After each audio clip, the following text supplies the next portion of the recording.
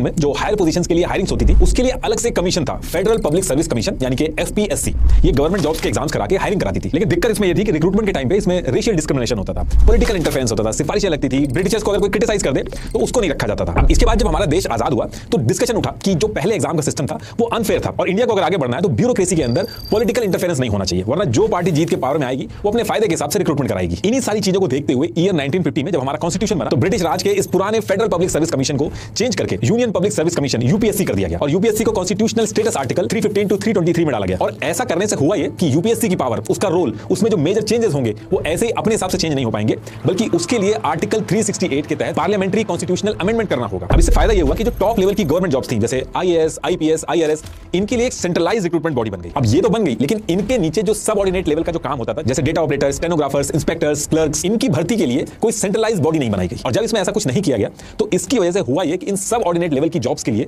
Government का हर department और state जो थी वो अपनी जरूरत के हिसाब से अलग अलग वैकेंसी निकालने लगे। सारे डिपार्टमेंट अपना अलग सिलेबस, अलग एग्जाम, अलग इंटरव्यू करा के हायरिंग करते थे। और ऐसा करने से दिक्कत ये हुई कि सेम एजुकेशन लेवल की जॉब्स के लिए स्टूडेंट्स को बार बार अलग फॉर्म भरना पड़ता था, अलग एग्जाम देना पड़ता था और इस वजह से स्टूडेंट्स का पैसा और टाइम तो बर्बाद होता ही था, गवर्नमेंट के रिसोर्सेज भी एक ही काम के लिए बार बार खराब होते थे। और 4 नवंबर 1975 को सबऑर्डिनेट सर्विसेज कमीशन एसएससी बनाई गई, जिसका नाम आगे चल के ईयर 1977 में स्टाफ सिलेक्शन कमीशन कर दिया गया।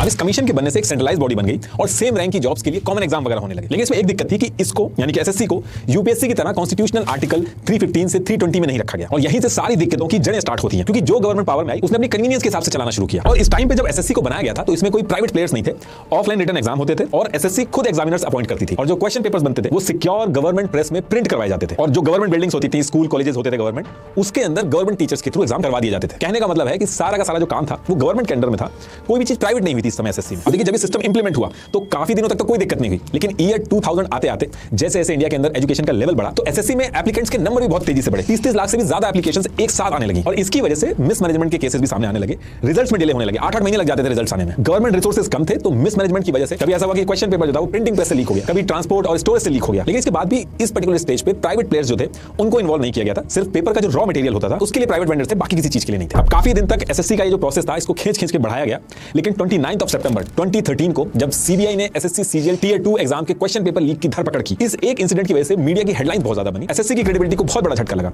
Government of India and department of personal and training DOPT तुरंत हरकत में आई और 2 साल तक मल्टीपल प्लानिंग के बाद ईयर 2015 में यह डिसाइड हुआ कि इन सब चीजों से निपटने के लिए अब एसएससी के एग्जाम सीबीटी यानी कि कंप्यूटर बेस्ड टेस्ट के थ्रू करवाने होंगे। प्लान इन्होंने सिंपल सा बना रखा था कि एसएससी के क्वेश्चन पेपर को बना के एक सिक्योर सर्वर में एनक्रिप्टेड फॉर्म में डालेंगे और जिस दिन एग्जाम होगा स्टूडेंट्स कंप्यूटर पे एग्जाम देने बैठेंगे, वहीं पे क्वेश्चन पेपर डिक्रिप्ट होगा। थॉट इसके पीछे इनका यह था कि हर स्टेप में ये जो पेपर लीक के इंसिडेंट आ रहे हैं वो खत्म हो जाएंगे। अब प्लान तो बना लिया गया कंप्यूटर बेस्ड टेस्ट कराने का एसएससी के अंदर, लेकिन इसको इंप्लीमेंट करने के लिए पूरे देश के अंदर एक डिजिटल इंफ्रास्ट्रक्चर की जरूरत थी, कंप्यूटर लैब्स चाहिए थी ताकि इन लैब्स के कंप्यूटर का यूज करके स्टूडेंट्स एग्जाम दे सकें। सिक्योर एग्जाम सॉफ्टवेयर चाहिए था जिसमें एक एनक्रिप्टेड क्वेश्चन पेपर लोड हो। मल्टीपल सिटीज में एक साथ ही एग्जाम करवाने के लिए नेटवर्क और सर्वर मैनेजमेंट चाहिए था जो गवर्नमेंट के पास नहीं था। और फिर इसी प्रॉब्लम को सॉल्व करने के लिए यहीं से एसएससी के अंदर एंट्री होती है प्राइवेट कंपनीज की। 15 जनवरी 2016 को एसएससी देश के अंदर सीबीटी कंप्यूटर बेस्ड टेस्ट करवाने के लिए फॉर्मल टेंडर निकालती है ताकि मल्टीपल प्राइवेट कंपनीज जिनके अंदर कैपेबिलिटी हो वो अप्लाई कर सकें इसके अंदर। एसएससी ने ये टेंडर निकालते टाइम रूल सिंपल रख रखा था, इनके रूल के हिसाब से सिर्फ वही कंपनीज अप्लाई कर सकती हैं जिनका कम से कम 3 साल का एवरेज टर्नओवर 75 करोड़ से ज्यादा हो और कम से कम 4 साल कंप्यूटर के थ्रू उन्होंने एग्जाम पहले करा रखे हो। ये उस टेंडर की कॉपी है, एक बार आप पढ़ के देख लीजिएगा। अब एसएससी जब ये टेंडर निकालती है और ये प्रोसेस पूरा कंप्लीट होता है तो 12 अप्रैल 2016 को सिफी टेक्नोलॉजीज लिमिटेड ये टेंडर जीत जाती है और अब टेंडर जीतने के बाद सिफी को पहला एग्जाम एसएससी सीजीएल का करवाना था जो कि 27 अगस्त 2016 से स्टार्ट होने वाला था। अब 27 अगस्त 2016 को जब ये एग्जाम स्टार्ट होता है तो स्टार्ट होते ही दिक्कतें स्टार्ट हो जाती हैं, कहीं सर्वर डाउन, कहीं पावर बैकअप की दिक्कत, कहीं सिस्टम फ्रीज हो जा रहा था। जैसे तैसे करके मैनेज किया गया, लेकिन 17 फरवरी 2018 को जब मेन एग्जाम भी कंप्यूटर के थ्रू करवाया गया तो इसमें भी सेम दिक्कत आने लगी और इसके साथ साथ इसमें एक और इशू क्रिएट हो गया। इसमें एनीडेस्क सॉफ्टवेयर का यूज करके रिमोट एक्सेस लेके चीटिंग के केस सामने आने लगे और जो सिक्योर्ड एनक्रिप्टेड क्वेश्चन पेपर था उसकी जो इमेजेस थी वो सोशल मीडिया और व्हाट्सएप पे वायरल होने लगी। पूरे मीडिया के अंदर बहुत ज्यादा केओस हुआ। इस पेपर के चक्कर में 17 लोगों पर एफआईआर हुई और जिसमें हैरानी की बात यह थी कि 10 लोग तो वेंडर कंपनी सिफी के एम्प्लॉय थे और ये जो केस था ये सीबीआई के पास चला जाता है जिसकी इन्वेस्टिगेशन अभी भी चल रही है। अब ये इंसिडेंट जब हुआ तो इससे निपटने के लिए एसएससी ने फिर से 2018 में डिसाइड किया कि इस बार हम बड़ी और स्टेबल कंपनी को देंगे टेंडर जो एग्जाम सही से करवा सके और इसके लिए एसएससी ने टेंडर के जो रूल्स थे उनको हार्ड किया। ये उस टेंडर की कॉपी है। इस टेंडर की बिडिंग प्रोसेस में एसएससी ने 2 कैटेगरीज बनाई थी वेंडर कंपनीज के लिए। पहली जो बड़ी कैटेगरी थी उसमें वो कंपनीज अप्लाई कर सकती थी जिन्होंने पास्ट में एक साथ 50 लाख से ज्यादा स्टूडेंट्स का कंप्यूटर बेस्ड एग्जाम करवाया हो और दूसरी जो छोटी कैटेगरी थी उसमें वो कंपनीज अप्लाई कर सकती थी जिन्होंने पास्ट में 50 लाख से कम स्टूडेंट्स का कंप्यूटर बेस्ड एग्जाम करवाया हो। अब इस टेंडर के अंदर कई सारी कंपनीज आती हैं। टीसीएस टाटा कंसल्टेंसी सर्विसेज ये भी अप्लाई करती है, लेकिन टीसीएस के आगे बाकी कोई कंपनी टिकती नहीं है। टीसीएस एसएससी ने ये जो दोनों कैटेगरीज बनाई थी ये दोनों कैटेगरी कैटेगरीज को जीत जाती है। टीसीएस को इस तरीके के बड़े प्रोजेक्ट हैंडल करने का एक्सपीरियंस था, इसके पास 24/7 हेल्प डेस्क, सिक्योरिटी और क्लाउड का अच्छा इंफ्रास्ट्रक्चर था, लोकल टेस्ट सेंटर का जो नेटवर्क होता है वो बहुत स्ट्रॉन्ग था। तो ये टेंडर जीत के 2018 में टीसीएस अपना एसएससी का एग्जाम करवाना शुरू कर देती है और छोटी मोटी दिक्कतों के साथ आराम से अपना एसएससी का जो एग्जाम है वो होता रहता है, कोई मेजर बड़ी दिक्कत नहीं आती है। तो कहने का मतलब है कि 2018 में जो एसएससी ने रूल चेंज करके ये जो नया टेंडर ये लेके आई थी, जिसमें टीसीएस को मिला ये टेंडर, यहां से एसएससी की मेजर जो प्रॉब्लम थी वो सॉल्व हो गई थी। अब देखिए टीसीएस इधर अपना एसएससी का एग्जाम कंटिन्यूअसली करवा रही थी 2018 से, और वहीं दूसरी तरफ एंट्री होती है एडिक्विटी करियर टेक्नोलॉजीज प्राइवेट लिमिटेड की। ये जो पूरा हंगामा अभी एसएससी का चल रहा है उसका जो सेंटर ऑफ अट्रैक्शन है वो यही एडिक्विटी है। कैसे है और क्यों इतनी बात हो रही है इसके बारे में वो अभी आपको थोड़ी देर में पता चल जाएगा। ये जो एडिक्विटी कंपनी है ये ईयर 2000 में जब रजिस्टर्ड हुई थी तो उसके बाद से ही छोटे छोटे प्रोजेक्ट लेके अपना कंप्यूटर का एग्जाम करवाती थी। एक एग्जाम इसने सऊदी में भी करवाया था। लेकिन एडिक्विटी का असली गेम चेंज हुआ कंपनी रजिस्टर होने के 10 साल बाद, यानी कि ईयर 2010 में, जब गुजरात की बीजेपी गवर्नमेंट ने गुजरात स्टेट के जो एंट्रेंस एग्जाम होते हैं जीसेट, उसके एग्जाम कराने वाली कंपनी मेरिट ट्रैक को हटा के एडिक्विटी को लिया। यहाँ पे थोड़े बहुत क्वेश्चन उठे कि मेरिट ट्रैक सही से एग्जाम करवा रही थी, लेकिन ये चीज बताई गई कि एडिक्विटी ने कम पैसे में ये चीज कराई, तो गुजरात गवर्नमेंट ने एडिक्विटी को ये प्रोजेक्ट दे दिया। और गुजरात गवर्नमेंट का ये प्रोजेक्ट मिलने के बाद एडिक्विटी के एग्जाम कराने की जो फ्रीक्वेंसी है वो बढ़ जाती है। कई सारे नेशनल लेवल पे भी कंप्यूटर बेस्ड टेस्ट करवाए एडिक्विटी ने इस टाइम पे, बिट्स पिलानी, HAL, इन सब में एग्जाम कराने शुरू कर दिए इस इंसिडेंट के बाद। अब देखिए, एक तरफ टीसीएस अपना एसएससी का टेंडर जीत के एसएससी के एग्जाम करवा रही थी, दूसरी तरफ एडिक्विटी धीरे धीरे करके आगे बढ़ रही थी। और ईयर 2014 में जब गवर्नमेंट चेंज हुई तो डिजिटल इंडिया का जो कॉन्सेप्ट था उसके अंडर में डिजिटल एग्जाम कराने की जो कवायद थी वो भी बहुत तेज हो गई थी। तो कंप्यूटर बेस्ड एग्जाम कराने वाली जो कंपनियां थी वो बहुत तेजी से बढ़ रही थी। अब इसके बाद ईयर स्टार्ट होता है 2020, और इस ईयर में directorate general of training DGT, ये इंडिया के अंदर गवर्नमेंट के जो स्किल डेवलपमेंट वाले एग्जाम्स होते हैं वो करवाती है, और इसके एग्जाम को भी कंप्यूटर बेस्ड कर दिया था। तो डीजीटी इसके लिए 2020 में टेंडर निकालती है, और टीसीएस जो ऑलरेडी 2018 में टेंडर जीत के एसएससी के एग्जाम संभाल रही थी और दूसरी तरफ एडिक्विटी छोटे छोटे एग्जाम करवा के आगे बढ़ रही थी।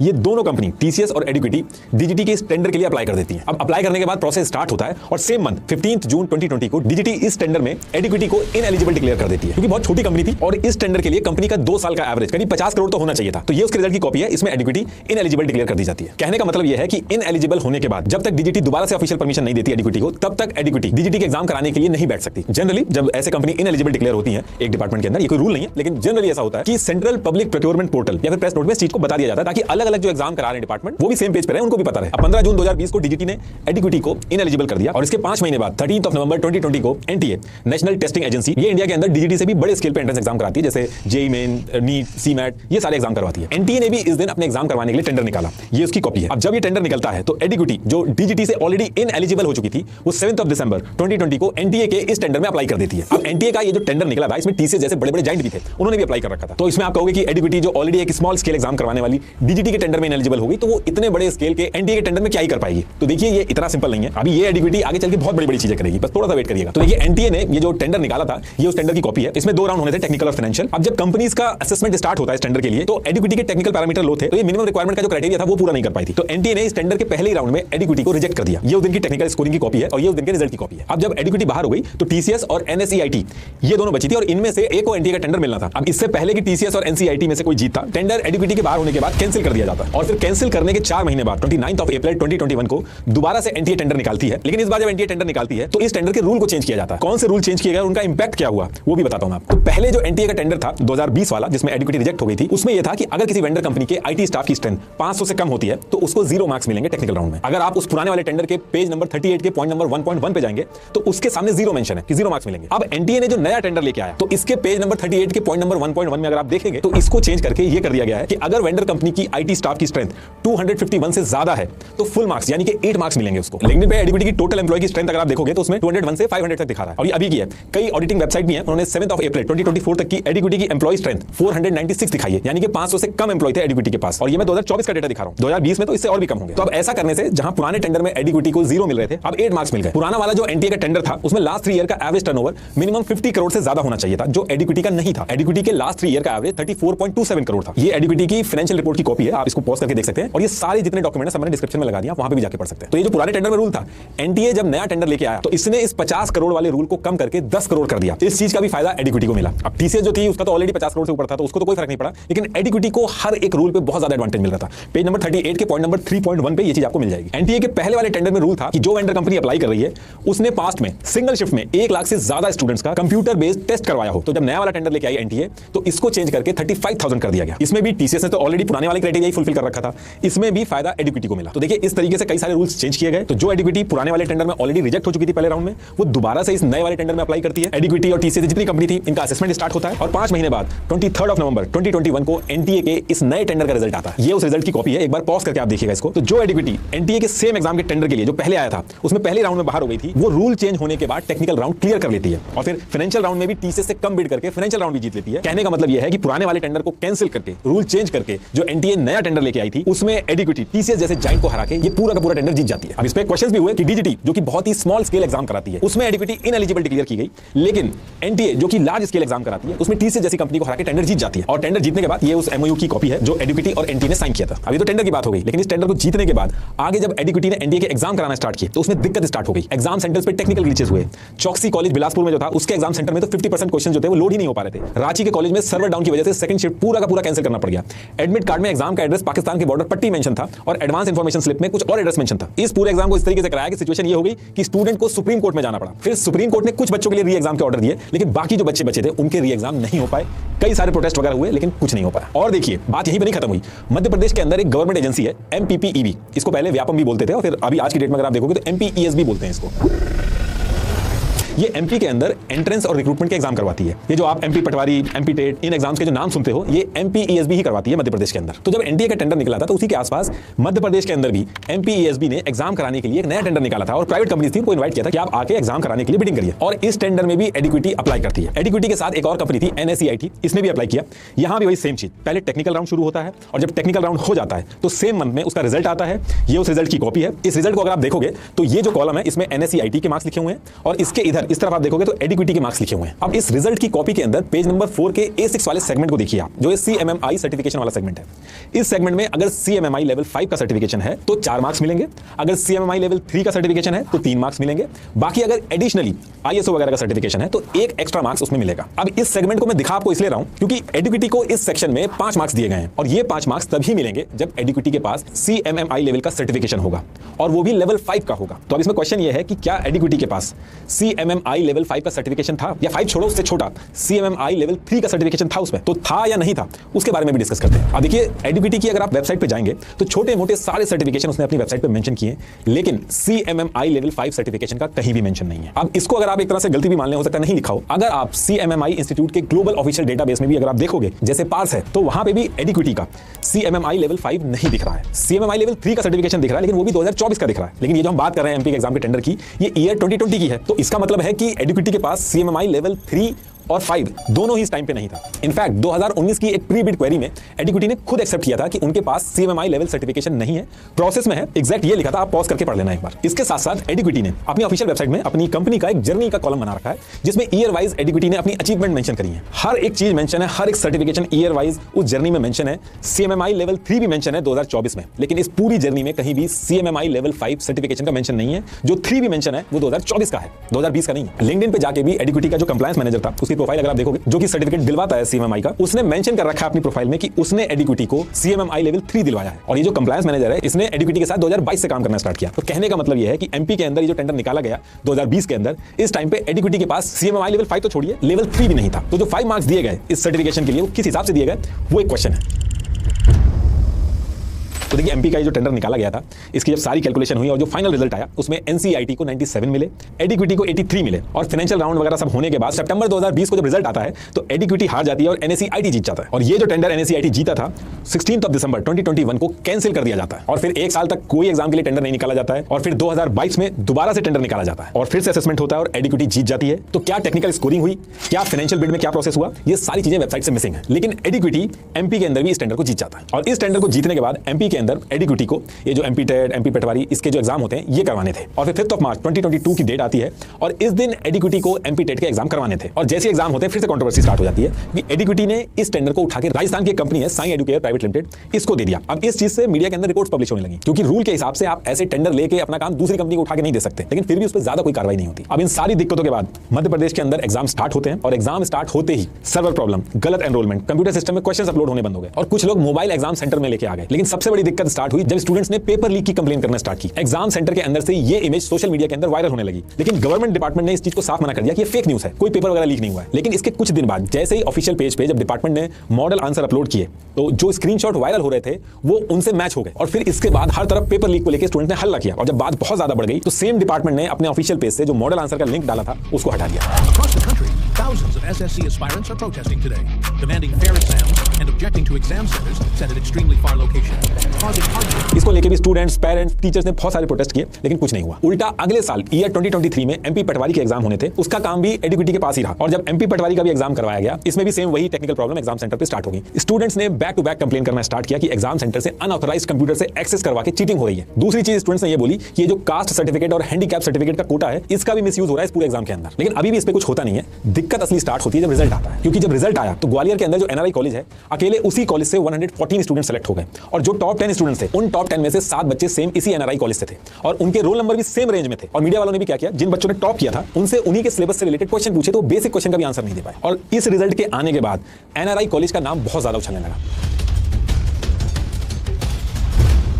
और जब इस कॉलेज के बारे में रिपोर्ट पब्लिश होना स्टार्ट हुई तो पता चला ये college BJP MLA Sanjeev Singh Kushwaha का है। लेकिन ऑफिशियल कंफर्मेशन इस टाइम पे अभी भी नहीं हो पा रहा था कि इस कॉलेज में चल क्या रहा है। एनसीटीई का ऑफिशियल गैजेट नोटिफिकेशन था, उसमें अगर आप देखोगे तो फर्स्ट पेज के सेकंड पैरा में लिखा है कि ये जो एनआरआई कॉलेज है, ये गुजराती देवी शिक्षा परासर एनजीओ का है, और बीजेपी एमएलए संजीव सिंह कुशवाहा इसी एनजीओ के सेक्रेटरी हैं। और 2018 और 2023 के इलेक्शन के टाइम पे इन्होंने जो एफिडेविट फाइल किए थे, उस टाइम पे बीएसपी में थे, उसमें भी इस एनजीओ के बारे में इन्होंने मेंशन कर रखा है। इनकी वाइफ ने भी इस एनजीओ में पैसे दिए हैं, ये उसकी कॉपी है, एक बार आप पॉज करके देख लेना। 12 जुलाई 2023 को इंडियन एक्सप्रेस ने भी इस चीज को कवर किया। अब देखिए ये जो बैक टू बैक चीजें हुई, ये ट्रिगर पॉइंट था। ये चल क्या रहा है, सारे के सारे टेंडर जो है वो एडुकेटी को ही क्यों दिए जा रहे हैं, और वो एग्जाम नहीं करा पा रही है, back to back paper leak होने के एलिगेशन लग रहे हैं, उसके बाद भी इसको टेंडर दिए जा रहे हैं। और ये उन स्टेट में ही क्यों टेंडर एडुकेटी को मिल रहे हैं जिसमें बीजेपी की गवर्नमेंट है। और जब एनआरआई कॉलेज का केस सामने आया जिसमें बीजेपी का एमएलए था, तो ये चीज और ज्यादा वायरल होने लगी। तो इसको लेकर और ज्यादा हल्ला होने लगा कि एडुकेटी जो 2010 में भी बहुत छोटी सी थी, तब भी गुजरात की बीजेपी गवर्नमेंट ने ही इसको मौका दिया था।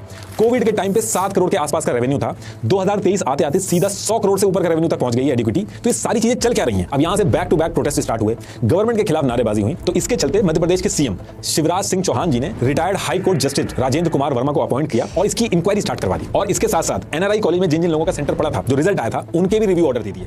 एमपी पटवारी 2023 के रिक्रूटमेंट अपॉइंटमेंट जो थे, उनको रोक दिया गया। इंक्वायरी अभी भी चल रही है, अपॉइंटमेंट जो है वो अभी भी हॉल्ट पे है पुराने बच्चों की। अब एमपी के अंदर जब ये सारी चीजें चल रही थी तो लग रहा था कि अब एडुकेटी को टेंडर नहीं मिलेगा, लेकिन होता इसका उल्टा है। सेम ईयर 2023 में महाराष्ट्र के एमबीए सीईटी का टेंडर भी एडुकेटी को दे दिया जाता। और ये जो ईयर चला था 2023, इसी ईयर में टीसीएस ने जो एसएससी एग्जाम करवाने का जो टेंडर जीता था 2018 में, उस टेंडर की भी डेट इसी ईयर में 2023 में एक्सपायर होने वाली थी। तो एसएससी को भी अपने एग्जाम कराने के लिए एक नया टेंडर निकालना था प्राइवेट कंपनीज के लिए। देखिए एसएससी का जो टेंडर होता है, ऑल ओवर इंडिया में एग्जाम कराने होते हैं, तो ये बड़ा टेंडर होता है। इसके रूल्स भी ऐसे होते हैं कि बड़ी कंपनीज ही अप्लाई कर सके। 2018 में जो एसएससी का टेंडर निकला था, ये उसकी कॉपी है। एसएससी के इन रूल्स के हिसाब से एडुकेटी इस टेंडर में एलिजिबल ही नहीं थी। वैसे भी अगर आप देखोगे तो एडुकेटी ने इससे पहले 100 करोड़ तक के भी टेंडर नहीं करवाए थे। तो एसएससी का ये जो नया टेंडर था, ये 250 करोड़ से ऊपर था। तो प्रैक्टिकली टीसीएस को हरा के एडुकेटी का जीतना पॉसिबल नहीं लग रहा था। कहने का मतलब यह है कि एसएससी के पुराने रूल्स जो थे, अगर वही रहते तो एडुकेटी एलिजिबल नहीं हो पाता। लेकिन इसके बाद 2 नवंबर 2023 की डेट आती है, और इस डेट को क्या होता है कि एसएससी नया टेंडर निकालती है। अब निकालती तो है, लेकिन इसके रूल्स चेंज कर देती है। और जब ये रूल्स चेंज होकर टेंडर निकाला, तो जो एडुकेटी पुराने टेंडर के रूल्स के हिसाब से एलिजिबल नहीं थी, अब इस नए टेंडर के रूल्स के हिसाब से एलिजिबल हो गई। और ये चीज हुई कैसे, वो भी समझाता हूं आपको। देखिए पुराना जो टेंडर था एसएससी का, उसके रूल के हिसाब से एसएससी ने 2 कैटेगरीज बनाई थी।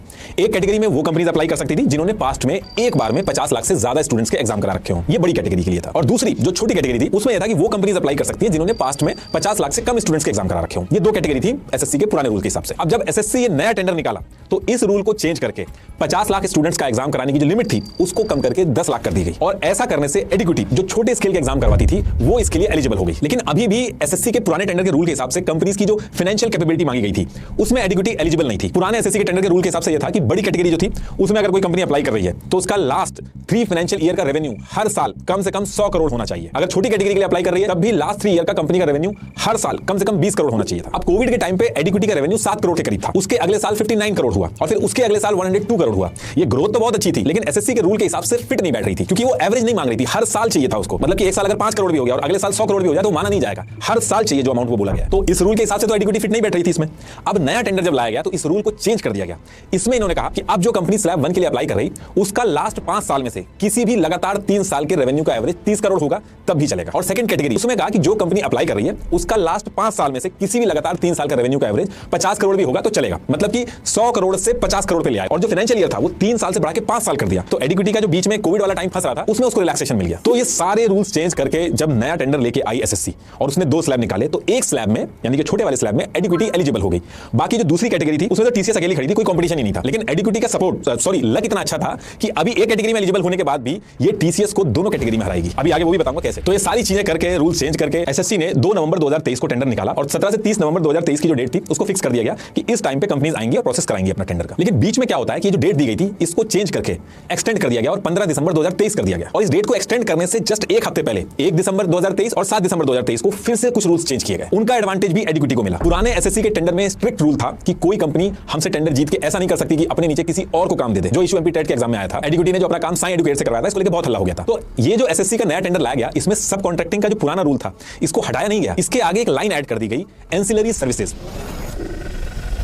यानी कि सपोर्टिंग काम करवाया जा सकता है। और इसके साथ साथ एक सेक्शन में नेटवर्किंग एंड हार्डवेयर सपोर्ट भी अलाउ कर दिया गया। अब ये दोनों चीज करने से जो सब कॉन्ट्रैक्टिंग का गेम था ये ओपन एंडेड हो गया, क्योंकि ये लाइंस तो ऐड कर दी गई एंसिलरी सर्विसेज सपोर्टिंग रोल के लिए, लेकिन इसमें क्लैरिटी नहीं दी गई। क्योंकि जब एक कंपनी कंप्यूटर बेस्ड एग्जाम करवा रही होगी तो कौन सा काम एंसिलरी सर्विसेज यानी सपोर्टिंग काम माना जाएगा और कौन सा काम मेन कोर काम माना जाएगा एसएससी का। अब इस चीज से टीसीएस को तो डिसएडवांटेज हुआ, क्योंकि टीसीएस के पास तो ज्यादा स्ट्रॉन्ग खुद का नेटवर्क ऑलरेडी था, लेकिन जो स्मॉल स्केल कंपनीज थी उनको एडवांटेज हुआ। उनके पास जो स्ट्रॉन्ग नेटवर्क नहीं था, तो उससे उनको एक एडवांटेज मिला कि सपोर्टिंग क्लॉज के अंदर वो अपना काम किसी और को भी दे सकते हैं, सपोर्टिंग का काम दिखा के, तो अपना सपोर्टिंग काम भी किसी और से करवा सकते हैं। अब ये कोर काम में कंसीडर होगा या सपोर्टिंग काम में कंसीडर होगा, ये आप पता लगाते रहिए। अब इसके साथ एक चीज और की गई, एसएससी के पुराने टेक्निकल स्कोरिंग जो होती थी उसमें अगर कंपनी के पास सीएमएमआई सर्टिफिकेशन डेवलपमेंट और सर्विस दोनों में अगर है तो उसके 10 नंबर मिलते थे। अब टीसीएस के पास तो दोनों सर्टिफिकेट थे, तो टीसीएस को तो हर बार 10 में से 10 मिल जाते थे, एडवांटेज होता था टीसीएस को, और स्मॉल स्केल कंपनी जो थी उनको डिसएडवांटेज होता था। इनफैक्ट एडुकेटी की जो सीएमआई सर्टिफिकेशन की कहानी है वो मैं ऑलरेडी आपको बता ही चुका हूं कि उसको पहली चीज तो 2024 में मिला था, दूसरा सर्विस में मिला था, डेवलपमेंट में नहीं मिला था। तो कहने का मतलब यह है कि बहुत ही इंपॉर्टेंट पार्ट था टेंडर जीतने के लिए।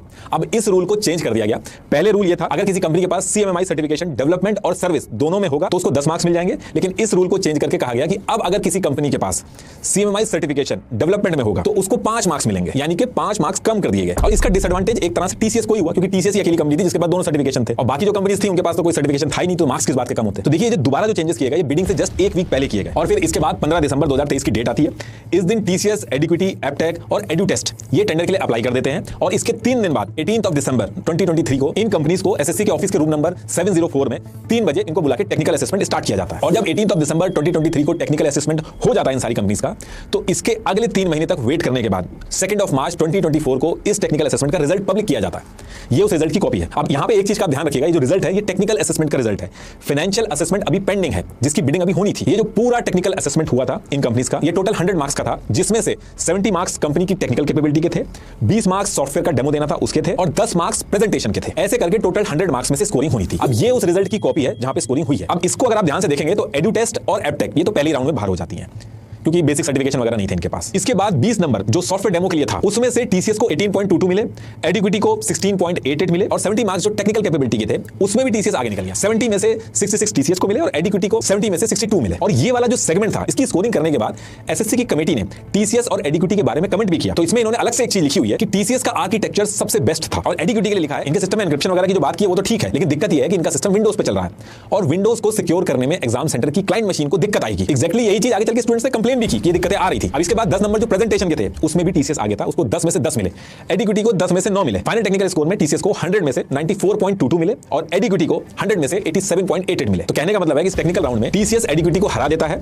टीसीएस के 94.22 थे, एडुकेटी के 87.88 थे, 6.34 मार्क्स का डिफरेंस था। और जो दूसरी कैटेगरी थी मैंने आपको पहले बताया था उसमें अकेली टीसीएस थी, तो टीसीएस उसमें भी जीत गई थी। तो एसएससी के इस टेक्निकल असेसमेंट में चाहे वो स्लैब 1 हो चाहे स्लैब 2 हो, रूल चेंज होने के बाद भी टीसीएस इस टेक्निकल असेसमेंट को जीत जाती है। अब 2 मार्च 2024 को जब ये रिजल्ट आया टेक्निकल राउंड का, टीसीएस इस राउंड को जीत के अपना फाइनेंशियल राउंड का वेट कर रही थी। नेक्स्ट मंथ जो अप्रैल का महीना था उसमें भी फाइनेंशियल राउंड नहीं होता। और ये जो अप्रैल का मंथ था 2024 वाला, इसमें एक और इंटरेस्टिंग चीज होती है। इस मंथ में एडुकेटी को सीएमएमआई सर्टिफिकेशन इन सर्विस मिल जाता है, डेवलपमेंट का नहीं, एग्जैक्टली सर्विस का। जो एसएससी ने टेंडर में चेंज करके डेवलपमेंट को सर्विस किया था, एग्जैक्टली वही मिला। तो अब ये सारी चीजें होने के बाद फाइनेंशियल राउंड का वेट हो रहा था, टेक्निकल असेसमेंट ऑलरेडी हो चुका था, टीसीएस दोनों राउंड में जीत चुका था। तो जब ये वेट चल रहा था तो जुलाई 2024 में पता चलता है कि इस पूरे टेंडर को कैंसिल कर दिया गया। ये उस कैंसिलेशन की कॉपी है। अब देखिए जो सारी चीजें हो रही हैं, ये जो पैटर्न जब लोगों ने देखा तो उस पर क्वेश्चन किया। इससे पहले एनटीए का टेंडर जब एडुकेटी हारा वो कैंसिल हुआ, फिर रूल चेंज करके दोबारा टेंडर लाया गया और फिर एडुकेटी जीत गया उस टेंडर को।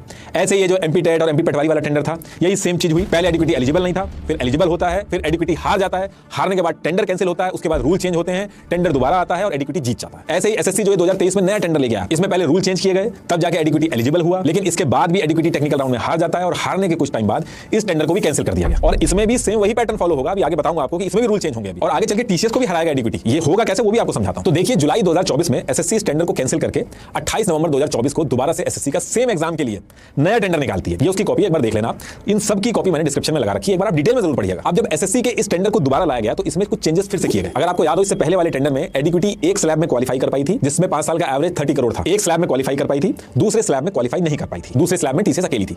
अब जब एसएससी इसके बाद फिर से जो टेंडर लेके आई तो इन्होंने इसके रूल चेंज किए। इन्होंने कहा कि अब दो अलग से कैटेगरी नहीं होंगी, दोनों को मिला के इन्होंने एक कैटेगरी बना दी और उसमें कहा कि लास्ट 5 फाइनेंशियल ईयर में से कोई भी रैंडम 3 साल का एवरेज टर्नओवर 30 करोड़ होगा तो कंपनी एलिजिबल हो जाएगी। अब कोई कैटेगरी 1 कैटेगरी 2 नहीं होगी। तो जो पहले एडिक्विटी सिर्फ एक कैटेगरी में क्वालिफाई कर पाई थी, अब उसका चक्कर ही खत्म हो गया था। अब जो जीतेगा इस टेंडर को वो पूरा का पूरा कैटेगरी 1 2 सब ले लेगा। इसके बाद एक चीज और चेंज की गई।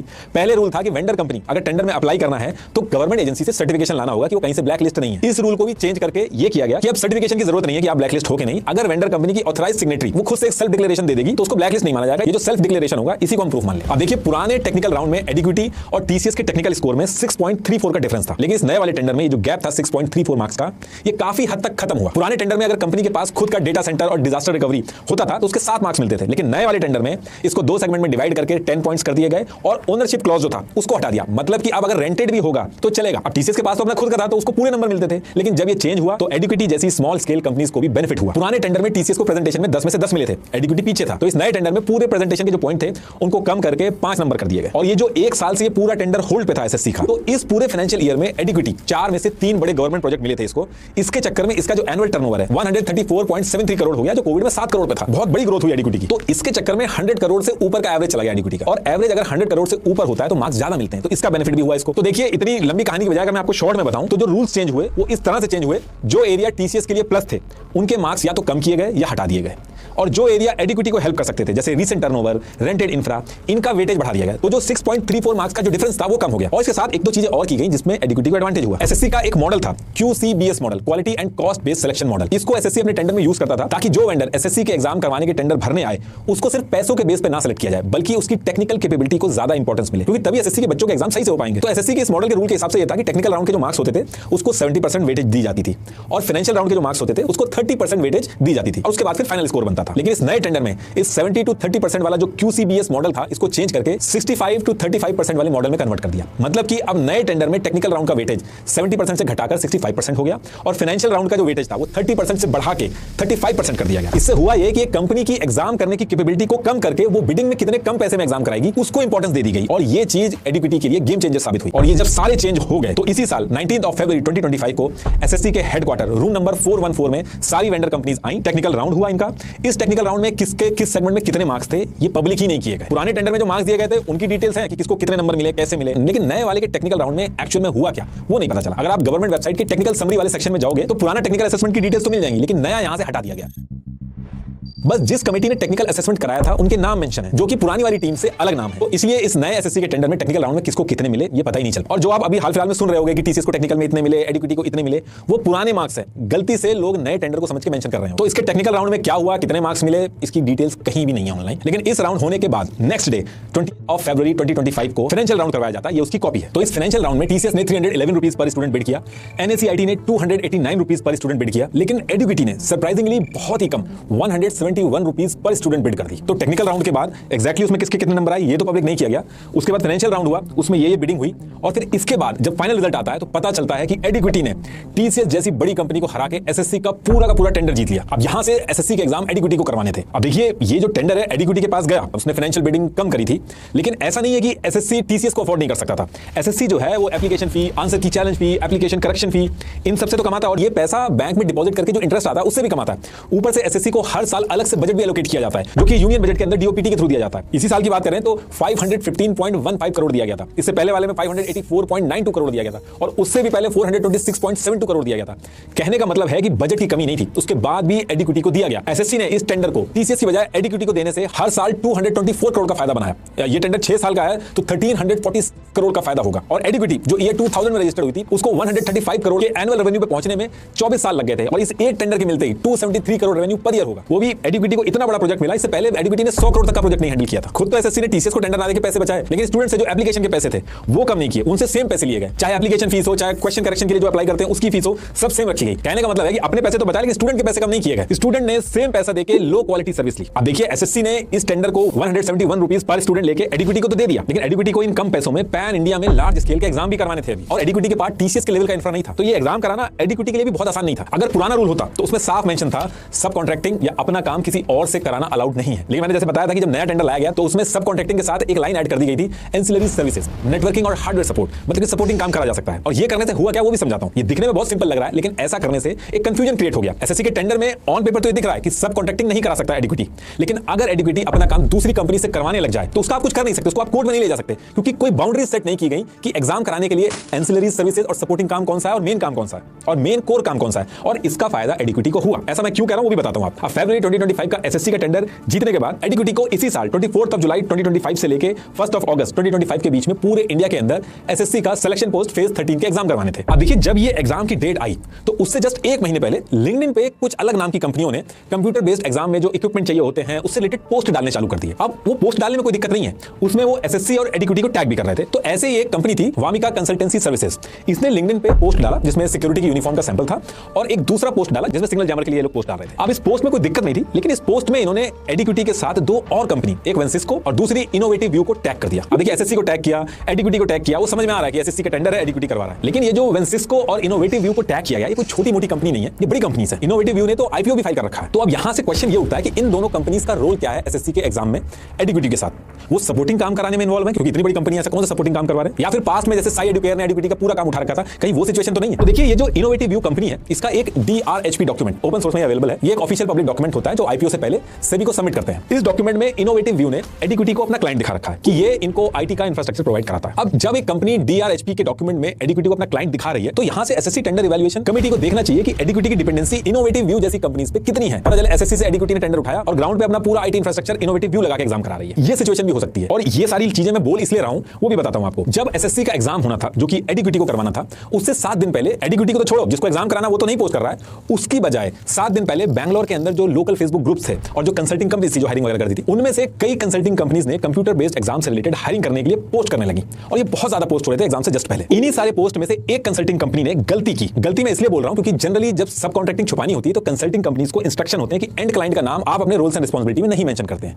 तो ये जो कंसल्टिंग कंपनी थी इसने नाम मेंशन किया। तो एक कंसल्टिंग कंपनी ने ये गलती की, उसने सीसीटीवी ऑपरेटर की जॉब पोस्ट की बैंगलोर के फेसबुक जॉब ग्रुप में। इस जॉब पोस्ट को आप एक बार पॉज करके पढ़ना। इसमें इस कंसल्टिंग कंपनी ने डायरेक्ट एडिक्विटी, इनोवेटिव व्यू और एसएससी का नाम मेंशन किया है। अब इसकी रिस्पांसिबिलिटी एक बार आप पढ़िए। Coordination with innovative view execution team to ensure information is shared with SSC officials, serve as a primary liaison with SSC authorities, manage SSC related records, end to end project delivery plans, implement strategies to resolve SSC related escalations. देखिए, ये कोई एडिक्विटी का supporting काम नहीं है, ये SSC का core काम है जिसका टेंडर एडिक्विटी को दिया गया है। एसएससी ने एडिक्विटी का टेक्निकल असेसमेंट किया था, इनोवेटिव व्यू का नहीं किया था। तो इनोवेटिव व्यू का नाम क्यों पोस्टिंग्स में आ रहा है और डायरेक्टली नाम लिया जा रहा है इनोवेटिव व्यू का और एसएससी का? इनोवेटिव व्यू के कई सारे ऐसे एम्प्लॉइज हैं, अगर आप लिंक्डइन पे जाओगे उनकी प्रोफाइल चेक करोगे तो उन्होंने साफ लिख रखा है कि उन्होंने एसएससी के एग्जाम करवाए हैं। अब देखिए, एसएससी, एडिक्विटी, वेंसिस्को, इनोवेटिव व्यू, उसके नीचे भी कहीं वामिका कंसल्टिंग, कहीं और कोई कंसल्टिंग, और इतनी लेयर जब किसी गवर्नमेंट प्रोजेक्ट में होती है एग्जाम्स कराने के लिए, तो हर लेवल पे जो कंपनी इन्वॉल्व होती है वो अपना मार्जिन रख के काम आगे कराती है, जिसकी वजह से एग्जाम सेंटर जो एंड पॉइंट है वहां की क्वालिटी कॉम्प्रोमाइज होती है। अल्टीमेटली स्टूडेंट सफर करते हैं, और यही रीजन है कि सब कॉन्ट्रैक्टिंग पुराने वाले टेंडर में एसएससी के बैन करी गई थी, लेकिन एंसिलरी सर्विसेज और सपोर्टिंग का ये जो छोटी सी लाइन थी इसको ऐड करके पूरा ओपन एंडेड हो गया। ऐसे ही वेंसिस्को 16 जुलाई 2025 को एसएससी के एग्जाम शुरू होने से 8 दिन पहले ग्लासडोर पे जॉब पोस्ट करी है, और उसमें वो मेंशन कर रही है कि गवर्नमेंट एग्जाम कराने के लिए सेंटर इंचार्ज चाहिए, और इसकी भी अगर आप रिस्पांसिबिलिटी देखोगे तो इसमें जो कोर एक्टिविटी है एग्जाम करवाने की वो मेंशन है, सपोर्टिंग मेंशन नहीं है। लेकिन इसमें आप इसको बेनिफिट ऑफ डाउट दे सकते हैं कि इसने गवर्नमेंट एग्जाम के लिए बोला है, एसएससी एडिक्विटी का नाम यहां पे मेंशन नहीं किया। लेकिन जब एग्जाम से एग्जैक्ट 7 दिन पहले सेम रिस्पांसिबिलिटी लिख के एग्जैक्ट आप उसी चीज की जब जॉब पोस्ट करते हो तो फिर डाउट आता है। अब देखिए, स्टूडेंट्स, पेरेंट्स, टीचर्स सब इस एग्जाम के अंदर जो ये मिसमैनेजमेंट चल रहा था इसको लेकर डेली क्वेश्चंस कर रहे थे। आप अगर एसएससी के स्टूडेंट्स और टीचर से बात करेंगे तो सीधा कैमरे पे आके कह रहे हैं एग्जाम सेंटर के अंदर इक्विपमेंट जो थे वो 3rd ग्रेड के यूज हो रहे थे, कहीं स्टाफ ट्रेन नहीं था, कहीं कंप्यूटर लैब्स खराब थी, क्वेश्चन पेपर ही लोड नहीं हो रहे थे, सर्वर डाउन था, एकदम रिमोट एरिया में, कहीं भैंस के तबेले के पास एग्जाम सेंटर था, राजस्थान के बच्चे का एग्जाम सेंटर अंडमान निकोबार में दे दिया, क्योंकि अच्छे एग्जाम सेंटर इतने पैसे में एग्जाम करवाने को मना कर देते हैं। तो इंडिया की ज्योग्राफी में कहीं भी जहां सस्ते में मिले वहां पे एग्जाम सेंटर दे दो। बाकी एडमिट कार्ड के अंदर आप देखोगे लोकेशन कोई और, एक्चुअल एग्जाम जहां होना है वो कहीं और। ऐसी कंप्लेन से भरा पड़ा है पूरा यूट्यूब, ऐसी 55,000 कंप्लेंट्स हुई हैं। देखिए, एसएससी के एग्जाम कराने में और होने में क्या क्या दिक्कतें आई हैं वो स्टूडेंट, टीचर्स और पेरेंट्स ने ऑलरेडी इतनी उठाई है कि आपको ऑलरेडी पता होगा, आप यूट्यूब पे एक सर्च मारेंगे पता चल जाएगा, तो उसको मैं रिपीट नहीं करूंगा। इस वीडियो को बनाने का जो पर्पस था मेरा वो ये था कि जो स्टूडेंट्स इतने दिन से कहना चाह रहे हैं, समझाना चाह रहे हैं, वो मैं आपको बता पाऊं। और उसके साथ साथ एक चीज और आपको समझनी होगी कि ये एसएससी एग्जाम ग्रुप बी और ग्रुप सी कैटेगरी के लिए होते हैं। इसमें देश के मजदूर, किसान, गरीब फैमिली के बच्चे भी बैठते हैं, उनके पास इस एग्जाम के अलावा दूसरा कोई ऑप्शन नहीं है अपने परिवार को गरीबी से निकालने का। ये सुनने में बड़ा ही आसान लगता है, यूपी का स्टूडेंट अगर दूर भी हो गया तो क्या हो गया। देखिए, इन एग्जाम में ऐसे बच्चे भी बैठते हैं जिनके पास चप्पलें तक नहीं है। आप जब दूर ले जाके पूरे दिन लेट करके एग्जाम करवाते हो तो वो अमीर का बच्चा नहीं है कि 500 का नोट निकालेगा और बर्गर खरीद के खा लेगा, वो 10 रुपए भी नहीं निकालेगा, पूरे दिन भूखा घूमेगा। एग्जाम के अंदर आपने खुद गलत क्वेश्चन वहां पे डाल दिया है, आपकी गलती है। स्टूडेंट अगर उस गलती को चैलेंज कर रहा है तो आप उससे पैसे ले रहे हैं, चलिए आप ले भी रहे हैं, और जब वो सही साबित हो रहा है तो उसके पैसे वापस नहीं कर रहे हैं। एग्जाम सेंटर्स में बैग रखने तक की जगह नहीं है। स्टूडेंट इतनी दूर एग्जाम देने जा रहा है तो बैग लेके आया, उसको बैग तक रखने की सहूलियत नहीं है। एग्जाम सेंटर के अंदर वो बैग ले जा नहीं सकता और बाहर रखेगा तो चोरी होने का डर है। इस मजबूरी का फायदा उठा एक बिजनेस मॉडल लोकल लोगों ने बना लिया, जिसमें बैग रखने के 30-40 रुपए ले रहे हैं। कितनी लड़कियां ऐसी हैं जो रात को एग्जाम दे के निकली हैं, जिसकी वजह से सिक्योरिटी का कंसर्न हो सकता है। और ये सारी दिक्कतें जब वो बताने के लिए दिल्ली में परमिशन लेके प्रोटेस्ट करने पहुंचे तो उनको डंडों से पिटवाया गया। जिस तरीके से सोसाइटी में डिस्क्रिमिनेशन होता है अमीर और गरीब का, वो डिस्क्रिमिनेशन अब एग्जाम में भी कर दिया गया। अगर मुझे इतने सारे ईमेल किए हैं गरीब स्टूडेंट्स ने, उन्होंने अपनी कहानी मेंशन करी, तो आई एम श्योर एग्जाम के बाद उन्होंने गवर्नमेंट ऑफिसर्स को भी जरूर किए होंगे। तो आई होप एटलीस्ट इस पे गवर्नमेंट कुछ ना कुछ कदम उठाए। और